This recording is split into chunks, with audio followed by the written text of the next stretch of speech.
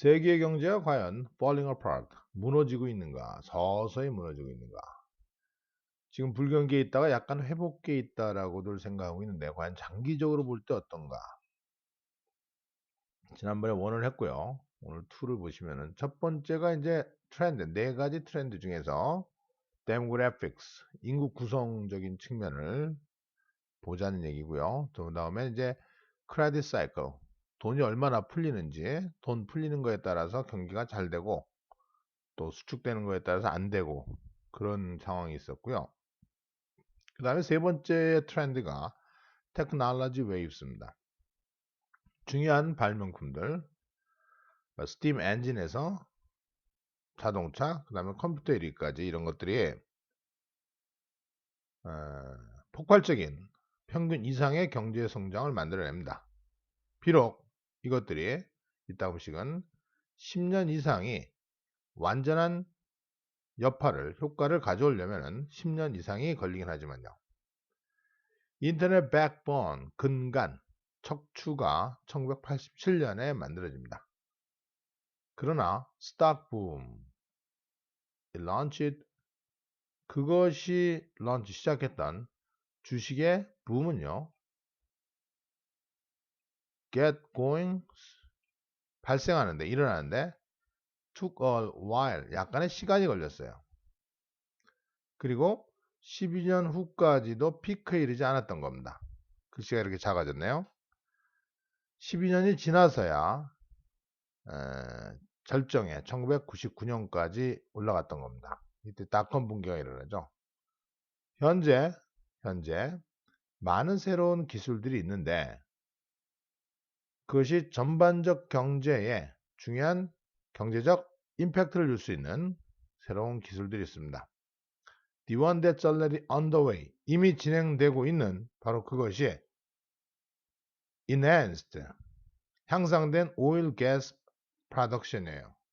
그것이 기본적으로 미국의 값비싼 외국 석유에 대한 의존을 완전히 바꿔줄 것입니다.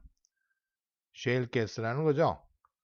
그래서 이제 값비싼 외국의 기름을 쓰는 대신 미국은 자국에서 나오는 그런 셰일 가스들, 그런 걸 통해서 경제적인 전성기를 다시 한번 맞을 수 있다는 얘기고요. 그 다음에 가본 스펜딩 없어. 가본 정부 지출 문제.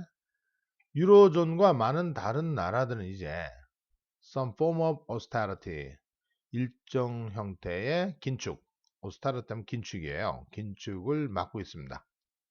미국도 그렇고요. 하지만 문제는 보이는 것만큼 탄압을 끔찍한 건 아닙니다.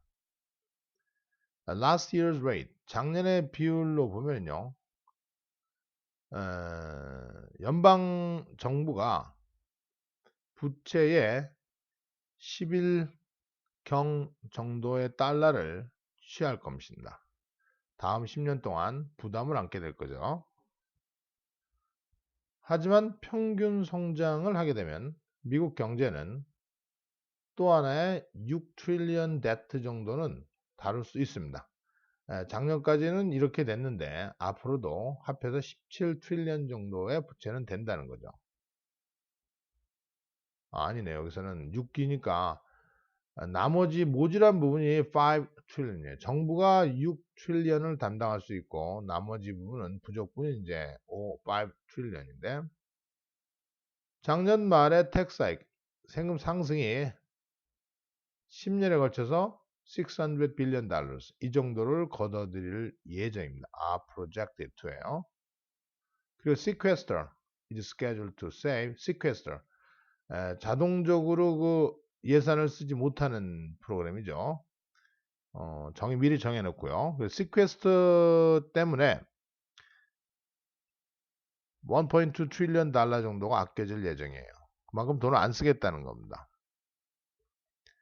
그래서 더 많은 정상적 경제적 활동들은 so-called output gap, 소위 말하는 output gap을 없애줄 것입니다. 그것은 경제가 실제 만들어낼 수 있는 것과 또 실제로 생산하는 것, 그것의 어떤 생산 갭, 자체를 없애줄 거예요. 경제활동이 잘 되면 이런 갭이 없어질 거라는 거죠.